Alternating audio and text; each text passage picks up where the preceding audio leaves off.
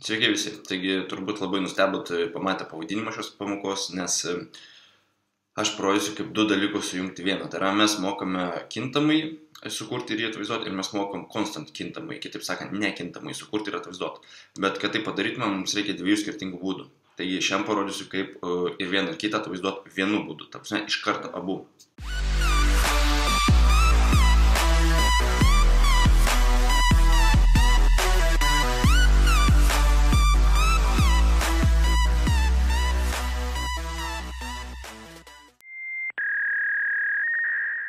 Kaip ir nuo praeitų pamokų mes turime tą pačią varškės klasę, su ją vėl dirbsim.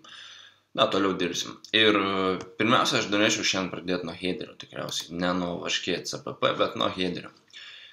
Ir čia man, aš asmeniškai norėčiau būtent susikurti iš karto du kintamosius, tai yra paprasta ir būtent tą constant kintamai, kuris, nekinta. Tai aš vadinčiau, sakykime, kintamasis ir nekintamasis. Taigi, susikurkim juos private. Tai kaip jis dabar pavadinti iš tikrųjų? Galim tiesiog int paprastas kintamasis ir, sakykime, const kintamasis. Gal nepamiršiu jų pavadinimą. Taip, mes turim du kintamosius, tai yra paprastas kintamasis ir konstantinis kintamasis. Dabar, ką aš noriu pasidaryti, tai tiesiog susikurti dar papildomus du kintamosius, su kuriais dirbsim ir kurie bus priskirti būtent prie mūsų paprasto ir konstantinio kintamojo. Tai, sakykime, tebūnė tai būna, sakykime, kintamasis A ir kintamasis B.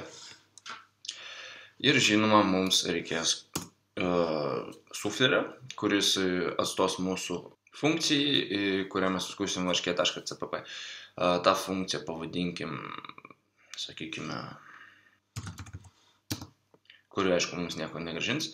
Tai, sakykime, pavadinkim ją rodit, arba tase, tebūnė tegul tai būna rodyti, ne? Kaip sufleris atrodo žinoma. Taigi, susikūrėm paprastą kintamai, konstantinį kintamai.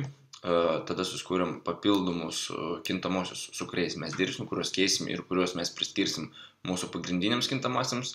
Ir susikūrėm iš karto suflerį funkcijai, kurios dar nėra, bet mes to ją ir susikursim. Taigi atkeliaujam čia. Ir žinoma, mums čia taip pat reikia pasirašyti tuos pačius kintamosius, nes kai čia lyg ir sufleris taip pat yra, jis jau iš karto su nustatymais, tai tos nustatymus, arba kitaip sakant, kintamosius turim ir čia įsirašyti. Aš šiandien nuo antro galo biškį dirbu. Nepykit ant manęs, pirmadienis, sunki diena. Laukia tikriausiai, gal ir ne, matysim. Ir dabar įdomiausias dalykas, kad mes, kaip ir sakiau, šitos kintamosius, su kuriais dirbsime, kurios keisime, mes kurios bandysim pakeisti, jie bus priskirti prie mūsų pagrindinių. Ir kaip tai turėtų atrodyti, kur tai turėtų vykti. Čia ir bus įdomiausia dalis, kad jie vyks būtent tarp paprastų ir aukštinių skliaustelių. Tarp jų. Ne juose, bet tarp jų. Ir čia būtent mums reikia prisiskirti, tai sakykime, kokie ten mūsų kintamieji buvo pagrindiniai. Tai buvo paprastas kintamasis, ne? Sakykime, paprastas kintamasis. Ir jam priskirsim, sakykime, A. Jos kintamosios, aišku, atskiam kablelis, kaip ir visada. Ir mūsų antras kintamasis buvo koks constant kintamasis, konstantinis. Ir jiems, sakykime, prisiskirkime B. Nors parašiau A, bet iš tikrųjų reikia priskirti B. Ir atminkite, kad čia kabletaško nereikia, kai mes baigime. Atsiprašau, balsas kažkoks užkimęs, nes savaitgalis geras buvo. Kodėl nereikia kabletaško? Vien dėl to, kad atsiminkite, kad mūsų funkcija nesibaigia čia. Mūsų funkcija tęsiasi, ta prasme, šitas skliaustelis gali būti iš tikrųjų šitoje vietoje. Kad būtų aiškiau, galim padaryti šitą taip. Ar ne? Ir dabar bus viskas aišku. Ir viduje mes kaip ir nerašysime nieko. Mums čia tiesiog nieko nereikia dabar, ne? Galima taip palikti. Tačiau, kadangi mes turim susikūrę dar vieną suflerį, šitą suflerį susikūrėm šitai funkcijai, arba konstruktorių, kitaip sakant, Ir dar turim void rodyti. Būtent šitą funkciją mes dabar turim ir susikurti. Tai sakykime, atsiminkite, kad mes turim ją būtent nurodyti, kuriai klasiai priklauso. Tai pasirašyti varškė, dvitaškis ir tada mūsų funkcijos pavadinimas. Ir dabar ką ta funkcija atliks. Na, kaip visada, tai tikriausiai sijautas bus, ar ne? Ne kopijos, sijautas. Kažkoks tekstas, sakykime, taip, mes turim dvi funkcijas, paprasta kintamoji, tai paprasta funkcija, sakykime, kainuoja, ne, na, kaina, įrašykime kainą, ir tai bus paprasta funkcija, paprastas kintamasis, atsiprašau, nu, šiandien galva nelabai dirba. Toliau.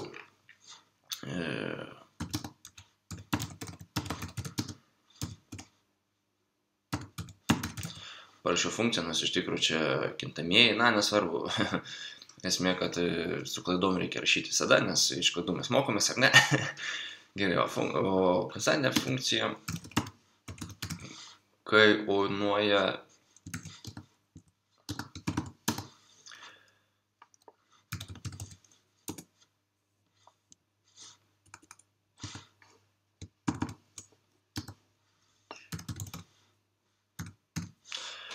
Taigi, dabar turėtų atrodyti taip. Mums turėtų parašyti sijautą, paprasta funkcija kainuoja ir tada paimti duomenis iš paprastos funkcijos. Kaip suprantat, mes tų duomenų dar neprisiskyrė, nes kaip ir tai kol kas yra A ir ta A nieko neturi. Ir tada tęsti užrašą, o konstantinė funkcija kainuoja ir tada parodyti duomenis būtent B. Ar kažkas su funkcijom lemon? Gerai. Kad jūsų neklaidin, nes tai yra kintamieji, ne funkcijos. Tai va, galbūt biškai aiškiau bus. Taigi, kad šitas jauta atrodytų, mes turim pasirašyti būtent suflerį pasirašym prieš sukuriant šitą funkciją. Taigi, daug neaiškinęs bandysiu iš karto mūsų main CPP įrašyti viską ir pažiūrėti, kaip viskas veikia. Ir tada gal trumpai dar aptarsiu, nes balsas užkymęs, galvas skauda, sukasi viskas aplink ir vis tiek darau šitą tutorialą. Taigi viskas, ko mums reikia, tai tiesiog pasirašyti mūsų klasę ir suskurti, aišku, objektą. Tai tebūnė tiesiog objektas, ar ne? Na ir kad įsikviesti būtent tai, ko mes norim, tai yra šitą funkciją. Tai mums reikia pasirašyti būtent objektas, taškas ir rodyti funkciją, ar ne? Štai tiek. Bet vienas dalykas yra. Na, ką jį mums atvaizduos, nes mes turim tik tais kintamai A, kintamai B, bet jie neturi reikšmių, jokių reikšmių nepriskirta jiems. Būtent jas mes priskiriame prie objektų. Dabar jau rašysim čia. Taigi, mes, kadangi pirmą turim A, tai priskirkim skaičiuką 21, ne? O B priskirkim, skaičiukim 6. Ir šitokiu būdu, būtent mūsų A ir B įgauna reikšmės 21 ir 6. Ir kadangi mes būtent šitoje vietoje padarėm taip, kad A ir B priklausytų būtent šitam kintamajam, tai automatiškai jie ir įgauna tas reikšmės. Taigi turėtumėm matyti taip. Paprasta kintamasis kainuoja 21, o konstantinė kintamasis, nu, žodžiu, tas sunku žodis, sakykim, kainuoja būtent 6. Na ir jeigu viskas gerai, mes neturim klaidų, taip mes turim klaidų. Ir klaida yra tame, kad atsimenat, aš sakiau, kad mes sujungsim jos. Tai yra paprasta kintamai ir konstantinį kintamai į vieną. Ir darysim taip, kad vienu būdu parodytų ir vieną, ir kitą variantą. Tai vad būtent aš to dalyko čia ir nepadariau. Pačio pagrindinio dalyko, apie ką aš ir norėjau šiandien šnekėti. Kad sujungti paprastą kintamai ir konstantinį kintamai ir juos naudoti, sakykime, vienoje funkcijoje, mums reikia padėti dvitaškį prieš jiems priskiriant kažkokias reikšmės. Kitaip sakant, kitos kintamosius, kuriems mes priskiriame reikšmės objektą, ne? Tai vat, jeigu mes norim naudoti paprastą ir konstantinį kintamai, mums šitoje vietoje reikia dėti dvitaškį. Būtent čia. mes uždedam dvitaškį ir tas dvitaškis, sakykime, sujungia, leidžia naudoti ir paprastą, ir konstantinį kintamąjį vienoje funkcijoje. Taigi dabar pagal viskas turėtų veikti ir mes turėtume matyti. Paprasta kintamasis kainuoja 21, o konstantinė kintamasis kaionuoja 6. Nežinau, ką čia, rublius, litus, dolerius ar eurus, bet esmė tame, kad mes mokėjome sukurti paprastą kintamąjį, konstantinį kintamąjį arba nekintamąjį, kurios šaukiant ar norint kažką su jais padaryti, naudodom atskiras funkcijas. Dvitaškio dėka mes šiandien išmokom, kad galime naudoti ir paprastą, ir konstantinį kintamąjį vienoje funkcijoje. Tarytum tai būtų abu paprasti arba abu konstantiniai kintamieji. Tikiuosi jūs supratot ir atsiprašau už šiandienos tokį sunkią pamoką, sunkų kalbėjimą ir panašiai. Tikiuosi, kad kiti tutorialai pasiseks labiau ir tikiuosi jūs supratot, ką aš čia norėjau parodyti. Na, o su jumis atsisveikinu iki trečiadienio ir iki.